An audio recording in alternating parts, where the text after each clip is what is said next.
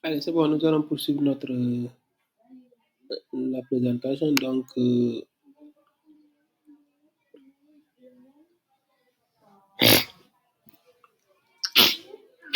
deuxième, donc là, nous allons attaquer la phase, l'analyse exploratoire, d'accord? Donc, pour l'analyse exploratoire, attendez, je vais charger.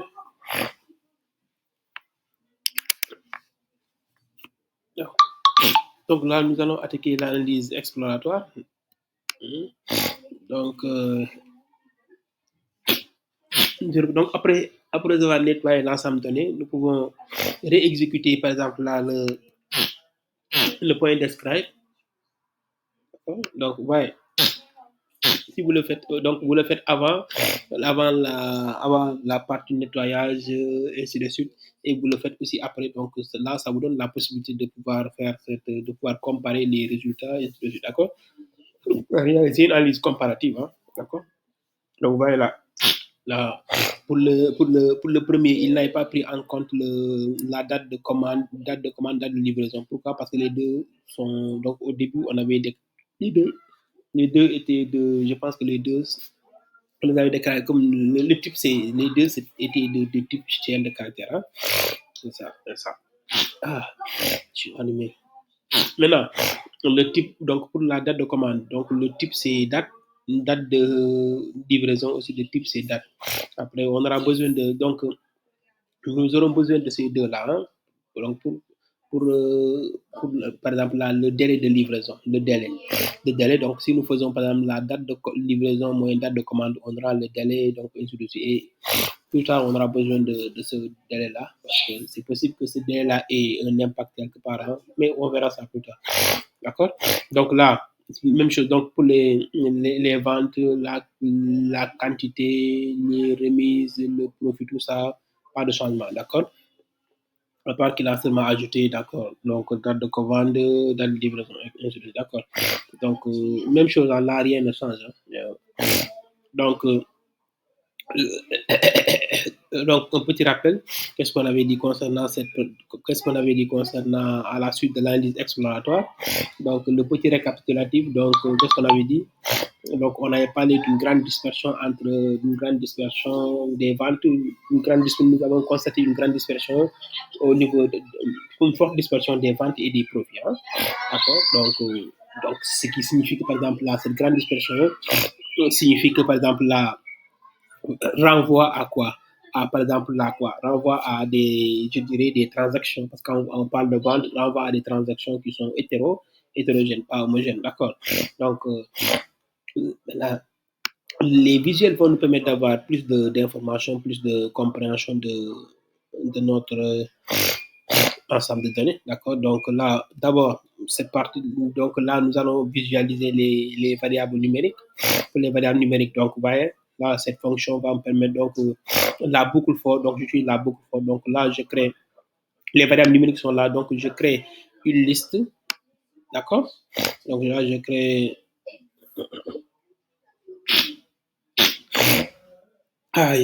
donc, vous voyez là, cette liste-là, donc, dans cette liste, vous avez seulement les variables numériques, donc, et ce sont ces variables numériques qui seront visualisées, d'accord? Donc là, c'est pour représenter l'histogramme. Donc là, ça permet d'automatiser, hein. D'accord, c'est bon. Ok, ouais, donc nous aurons quatre visuels. Ok, donc patiente. Ok, ok. Donc, donc vous voyez là, d'abord, là, les ventes. Pour les ventes, vous voyez là au niveau des ventes, qu'est-ce qu'on peut dire au niveau des ventes? Déjà, au niveau des ventes, ce qu'on peut dire, c'est quoi? Mhm. Au niveau des ventes, nous avons, oui, au niveau des ventes. Donc là, donc, on peut dire qu'au niveau des ventes, la distribution est comment? Donc ça, on avait ici qu'au niveau des ventes, nous avons une distribution qui est asymétrique.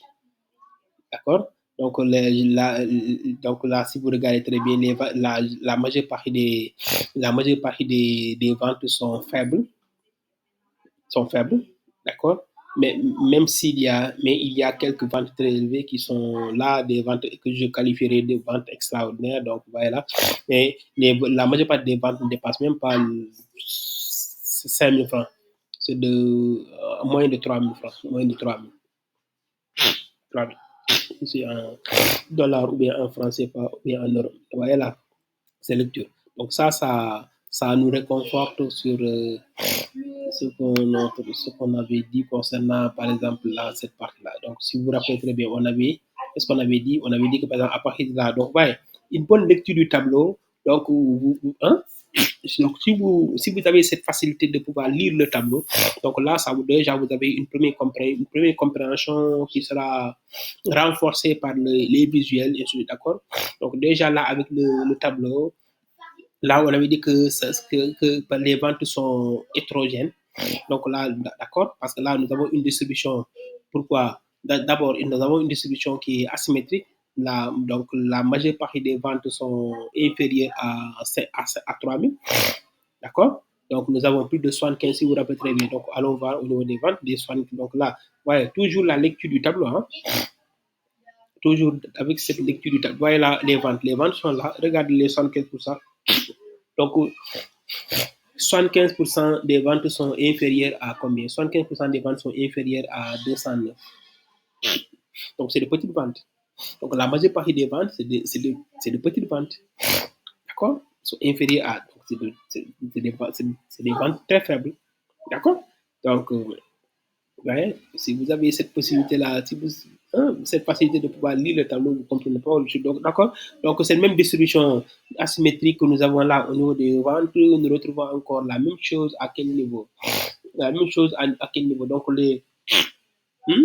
à quel niveau? Si on regarde aussi les profits, nous avons toujours cette même distribution. Maintenant, là, nous avons une concentration autour de, zéro. Voyez là. Voilà, avec des profits qui sont négatifs, il y a des profits négatifs, il y a des profits aussi, d'accord. Maintenant, si on prend par exemple là les remises, donc les remises, donc la majeure partie des remises sont inférieures à 20%. Voyez là, la majeure partie des remises sont inférieures à 20%, inférieures à 20%, mais les remises peuvent aller jusqu'à 80%, d'accord. Donc là, donc, il y a des produits sur lesquels donc, une remise de 20% ou bien moins de 20% sont une remise de 20% ou moins de 20% est appliquée. Il y a d'autres ou des remises ou d'autres produits sur lesquels des remises de presque plus de 80%, de remises des remises qui vont jusqu'à 80% sont appliquées. Hein. Maintenant, si vous regardez là, ouais, là 40%, ainsi de suite, les fréquents, mais là, ce que nous pouvons dire, c'est la majeure partie des, plus de 75% des revues sont inférieures à 20%. Donc ça c'est clair. D'accord? Les quantités aussi, donc, la quantité, donc, si vous regardez par exemple là, même situation, donc, d'accord? Donc là, ça confirme tout simplement ce qu'on avait dit de l'autre côté. Hein, d'accord? Ok. Maintenant, ce que nous venons de faire avec les variables numériques, nous allons faire la même chose aussi avec les variables catégorielles. Donc, je vais créer une autre liste, mais cette fois-ci, avec seulement les variables catégorielles. Donc là, ce que nous allons faire après de pouvoir représenter, donc nous aurons pas mal d'informations. Hein, d'accord? Donc, pour le code, après vous allez l'exploiter et ainsi de suite. Là, moi, je vais vous expliquer les sorties, et ainsi de suite. D'accord? Maintenant, si vous avez des problèmes concernant des codes, ainsi de suite, là, je pourrais revenir sur tout ça. D'accord? Donc, si vous regardez, d'accord? Donc, mode de livraison. Donc, voilà les modes de livraison. Voilà. D'accord? Les modes de livraison sont là. Donc, ship mode, donc mode de livraison, donc standard class, d'accord? Second class, first class, et ainsi de suite. Donc, et là, d'accord? Donc, maintenant, quel est le mode de livraison le plus utilisé? Le mode de livraison le plus utilisé, c'est quoi? Le standard class, avec un pourcentage de 59%, presque 60%. D'accord? Là, donc, le mode de livraison le plus utilisé, c'est le standard class. D'accord? C'est bon. Donc, le mode le moins utilisé, c'est quoi? Le mode le moins utilisé, c'est first class avec un pourcentage de avec un pourcentage de 15,38%. D'accord? Même chose. Donc, les segments, ça veut dire qu'il y a des segments, des consommateurs, les entreprises, et ainsi de suite. Donc, pour les segments, d'accord? Donc là, vous avez différents segments. Hein? Il y a plusieurs segments, d'accord? Il y a les consommateurs et autres. Donc, le segment, on va regarder, là, c'est les, donc ça c'est les consommateurs. Hein? Le segment le plus représentatif, c'est les consommateurs. D'accord? Donc, la consommation, ainsi de suite. Ensuite, il y a aussi les régions, donc ouest, est, donc la région ouest est plus représentative, donc avec 3000, donc 32%, pour un pourcentage, je suis d'accord, donc pas trop de problème. Donc là, vous allez exploiter, ouais, là, c'est facile. Ensuite, catégorie, donc tout ça, les fournitures, donc si vous regardez, pour les catégories aussi, même chose, hein, il y a des fournitures, donc il y a plus de meubles je dirais par exemple là c'est quoi? Catégorie de fourniture ou bien de technologie, oui. Fourniture, technologie, hein, ça on va y revenir, hein, d'accord. C'est tout ça. Ok, ensuite même chose, hein, d'accord. Là c'est pour la même chose, hein, mais cette fois-ci avec des visuels, qui est plus simple de voir. Ici, là, allez, donc regardez là. Ouais, voilà, tout est clair. Donc, il y a plus de mode standard, d'accord? Donc là aussi, ma répartition des segments, donc les différents segments sont là, d'accord? Ensuite, bon, c'est très bien. Là aussi, là, si les régions sont là, d'accord? Catégorie, donc, ok, ça marche. Maintenant, si on regarde par exemple là c'est les sous-catégories. Les sous-catégories sont là, hein? Les sous-catégories, d'accord? Donc, pour les sous-catégories, c'est bon, ça marche. D'accord. Donc, vous avez là aussi, vous allez exploiter, hein? Pas trop de problème. Maintenant, là, nous voulons le total c'est-à-dire nous voulons le total des ventes, hein, par catégorie. Le total de ventes, hein. Donc, par catégorie, c'est-à-dire pour chaque catégorie, quelles sont les catégories les plus vendues, d'accord? Donc, ça, c'est les catégories, les représentations. Au niveau de notre ensemble, dans lesquelles sont les représentations que nous avons, d'accord? Donc, dedans, pour les ventes, quelles sont les catégories les plus vendues? Si on regarde montant des ventes, donc les catégories, c'est les technologies, catégorie technologie et, d'accord? Les produits les plus vendus, c'est les produits, donc c'est la famille catégorie technologie, hein, suivi de la famille fourniture, hein, donc avec une légère. Donc, ces deux-là sont un tout petit peu en avance par rapport à cette catégorie-là, d'accord? Ok, ok, ça marche. Donc, même chose, hein. Donc là, nous allons total de. Là, c'est par rapport au segment. Là, c'est les ventes par rapport aux catégories. Là, c'est les ventes par rapport au segment. Les ventes par rapport au segment. Ouais. Consommateur. Voyez là, la consommation. Donc, il y a plus de ventes de consommation que de. D'accord. Donc, les entreprises. D'accord. Bureau de domicile, et ainsi de suite. D'accord. Donc, d'accord. Ok. Voyez là. Là, vous avez cette possibilité-là de pouvoir. D'accord. D'accord. Donc, nous avons plus de. Donc, là, c'est le montant des ventes. Donc, on voit que, par exemple, le segment le plus vendu, c'est le segment consommation. D'accord. Ok. Même chose encore. Ouais. Maintenant, à partir de là, tout ça, c'est intéressant. Maintenant, nous allons jeter un coup d'œil au niveau de la. Parce que là, le problème, c'est quoi? Là, on peut. Donc là, c'est bon. Hein? Donc, on est toujours dans la phase exploration. Hein? Maintenant, est-ce que ça veut dire là, voir quelles sont les variables qui sont les variables. Est-ce que par exemple les variables qui ont une influence sur le profit, d'accord? Est-ce que les ventes ont une influence sur le profit? la quantité, la remise. Donc, mais qu'est-ce qui va nous permettre de voir tout ça? La matrice de corrélation va nous donner une idée. Attention, la matrice va donner une idée. Et à partir de cette matrice-là, nous pouvons exploiter maintenant. D'accord? Donc, les détails, donc, à partir de là aussi. D'accord? Donc, là, vous avez votre matrice de corrélation. Vous voyez cette matrice de corrélation. Donc, là, vous avez le profit. Vous avez le profit qui est là. Le profit. Attendez, je vais remonter un tout petit peu ça. Donc, là, vous avez le profit. Vente. Profit et vente. Le coefficient de corrélation est égal à 0,48. Donc, je dirais que c'est une corrélation positive. Donc, c'est une corrélation positive. Donc, là, nous avons une corrélation positive. Ça, c'est bon de le signaler. D'accord? Donc, donc là, vous avez une corrélation. Maintenant, là, plus un produit est vendu, plus les profits sont élevés. D'accord?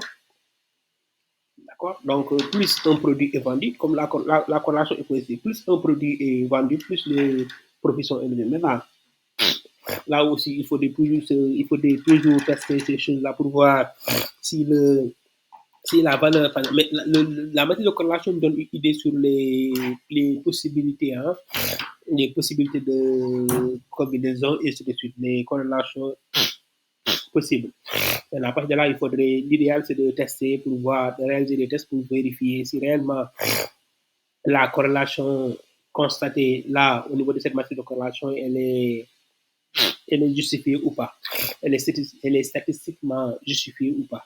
D'accord? Ok, ok.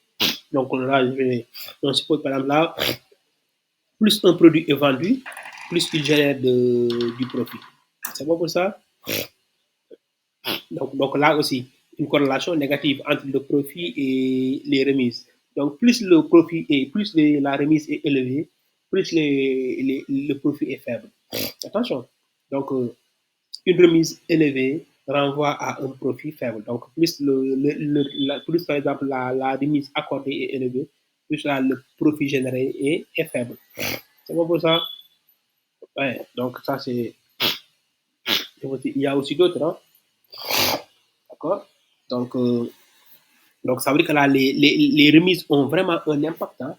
Mais maintenant, cet impact, à partir de là, il faudrait que nous essayons de voir quel est l'impact réel des remises.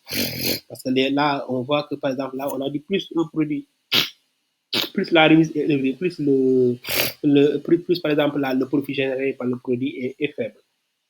D'accord? Parce que la corrélation, elle est négative à partir de là. D'accord?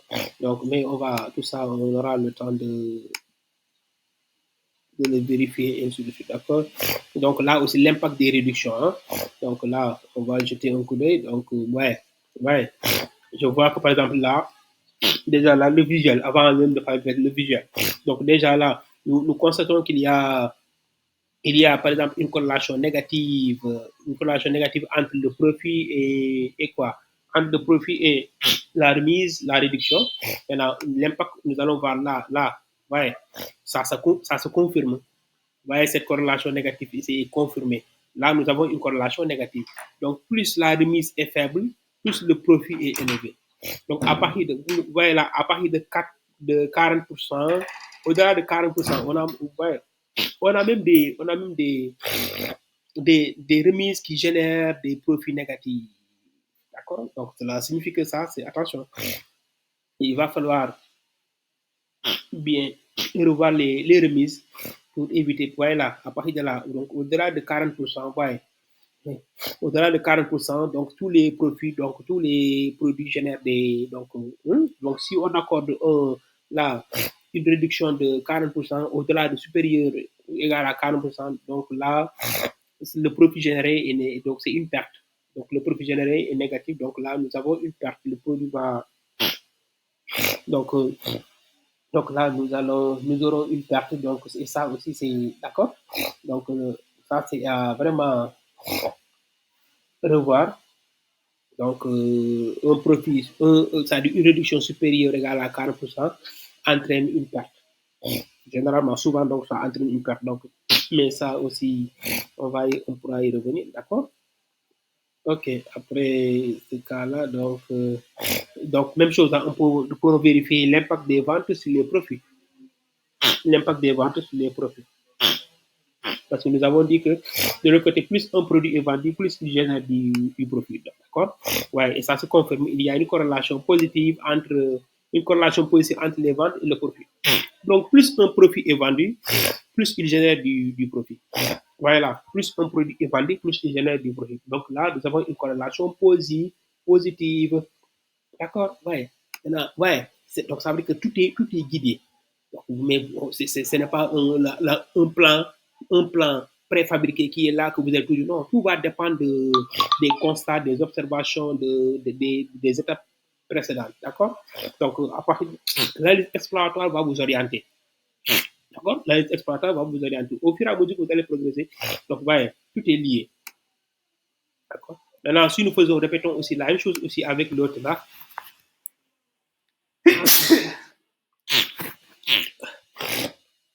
là, regardez par rapport à ça, c'est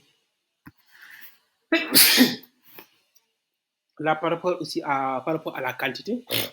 Donc, par rapport à la quantité, c'est difficile de se prononcer. Difficile de se prononcer parce que là, si vous regardez, donc là, vous avez une quantité entre, ouais, une quantité entre 4 et 6. Là, c'est un peu difficile de se, même parce que même si on regarde au niveau du, regardez, du tableau, regardez, on va regarder la quantité au niveau du tableau. Ouais. On sait que la quantité moyenne, c'est combien? C'est 4. Entre la quantité moyenne, c'est 4. Hein? Maintenant, 3 et que la médiane est de combien? 3, 70. Pas une grande dispersion. Hein? D'accord? Ensuite, la quantité minimale, c'est un produit. Un produit. Maintenant, le max, c'est 14. 14 produits. Donc, nous avons des commandes qui vont jusqu'à 14 produits. Hein. Donc, mais la quantité minimale, donc chaque commande a au moins un produit. D'accord? Un produit. Là, c'est le minimum. D'accord? Maintenant, est-ce que ça a un impact? Donc, mais la suite nous édifiera sur tout ça. D'accord? Donc, déjà, voilà, cette matrice de corrélation va nous orienter à partir de là, quelques visuels. Déjà, là, vous avez une confirmation ou une information. D'accord? On peut aller plus loin encore en faisant aussi des tests. Mais même avec ça aussi, c'est bon. D'accord? Donc, là, pour récapituler, qu'est-ce que nous pouvons dire? Donc, nous pouvons dire que, par exemple, là ce qu'on peut retenir, c'est quoi? Nous avons, nous avons une corrélation positive, je dirais, forte corrélation positive entre la remise et le profit. D'accord? Donc, entre la remise et le profit, la corrélation est négative, c'est moins 0,22. Donc, nous avons une forte corrélation négative entre la remise entre la réduction, la remise et le profit. Donc, ce qui entraîne une forte réduction. D'accord. Donc, ce qui entraîne une forte réduction, diminue les marges les marges bénéficiaires. Donc, ça aussi, ça a retenu. Donc, une forte réduction. Donc, le gars va accorder plus la réduction accordée est élevée, plus la marge bénéficiaire est réduite. D'accord? Donc, plus la réduction est élevée, plus les marges ou bien la marge bénéficiaire comment? Est réduite. Donc là, pour éviter de diminuer cette marge bénéficiaire, il va falloir revoir quoi? Il va falloir revoir complètement d'accord? Les réductions, d'accord? Donc, ça, c'est, ensuite, nous avons dit que par exemple, là, plus un produit est vendu, plus il génère du profit. Donc là, qu'est-ce qu'on peut dire? Donc, l'idéal, il faudrait envisager de faire tout pour augmenter les ventes. Hein? Donc augmenter les ventes serait une bonne stratégie pour permettre d'augmenter aussi les profits. Parce qu'on a dit plus un produit est vendu, plus il génère du profit. D'accord. Maximiser. Donc maximiser, par exemple, là, pour maximiser le profit, l'idéal c'est de maximiser la vente. D'accord. Mais les ventes et ainsi de suite. D'accord. Donc là aussi, pour les remises, il faudrait revoir les réductions, essayer de les contrôler, parce qu'au-delà de 40%, les remises ont tendance à générer des pertes. Donc ça veut dire que là, la réduction est élevée, plus le produit a tendance à générer des pertes. Donc, d'accord. Donc, maintenant, si vous regardez très bien, avec une petite réduction, ouais, là, pas de problème. Avec une petite réduction, donc une réduction de jusqu'à moins de 20%, c'est bon, c'est prenable. Là, pas de souci, c'est prenable, c'est faisable, d'accord. Donc, mais essayez de voir quels sont les produits sur lesquels accorder, c'est-à-dire les produits les plus vendus, ces produits-là. Donc, ça il faudrait envisager des stratégies vraiment qui nous permettent de pouvoir, parce que est-ce qu'il faudrait accorder, par exemple, là, les remises les plus élevées aux produits les plus vendus ou bien aux produits les moins vendus? Ouais, tout ça, c'est. Mais les produits les moins vendus aussi, l'idéal, c'est de tout faire pour essayer d'augmenter, d'accroître les ventes. Parce que plus un produit est vendu, plus il génère des profits. D'accord? Donc, c'est ça que nous pouvons dire concernant l'analyse exploratoire, la suite de l'analyse exploratoire. Donc là, nous venons d'explorer complètement cet ensemble de données. On a suffisamment d'informations. Maintenant, l'étape suivante. Dans l'étape suivante, dans l'étape suivante, nous ferons une analyse temporelle. Donc, ça veut dire que là, donc l'analyse temporelle va nous permettre de voir à quelle période, oui, à quelle période de l'année, à quelle période du mois. D'accord. Peut-être à quel moment, oui, oui, quelle période du mois, oui, nous avons notre pic. Donc, ce qui pourrait permettre aux, aux gérants, aux responsables de pouvoir jouer sur ces périodes-là pour optimiser non seulement la ressource disponible, mais aussi la ressource. Donc, ça veut dire que la ressource dans le cadre général. Donc, travailleurs et produits les plus rentables, et ainsi de suite. Donc, là aussi, il va falloir que l'on essaye de trouver quels sont les produits les plus rentables et quels sont les produits les moins rentables. Voilà. Là aussi, c'est des choses qu'il faudrait envisager. D'accord. Donc, ouais, tout est lié. Tout est lié. Les choses ne sont pas compliquées. Tout est lié, c'est facile et là, ça peut m'aider. D'accord.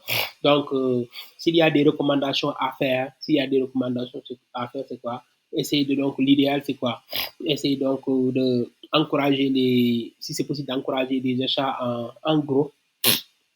D'accord. Parce que là, si vous regardez très bien, donc avec la quantité, hein, donc avec la quantité plus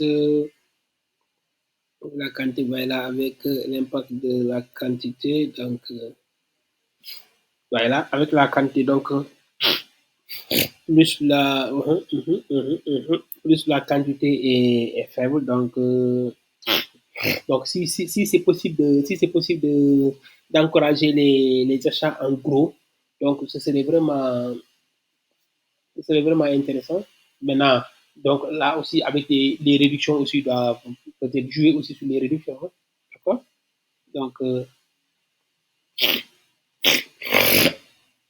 Donc peut-être envisager des réductions progressives. Hein. Donc là aussi, mais c'est tout ça, c'est des recommandations. D'accord. Donc à partir de là, je suis d'accord. Donc c'est ça le- c'est ça le constat. Donc c'est pas compliqué. Donc il suffit tout simplement de se lancer et de vous laisser guider par les résultats. D'accord. Les résultats vont vous orienter et ces résultats-là vont vous orienter et vous guider. C'est ça. C'est pas vous qui. Donc, ça, ouais. Si vous maîtrisez les choses, donc, il suffit de se lancer. Chaque résultat, chaque étape va vous édifier sur l'étape suivante. Quelle est la marche de ainsi de suite. D'accord. Donc, là, c'est bon pour le. Donc, à très bientôt pour le troisième enregistrement, donc là, ça marche.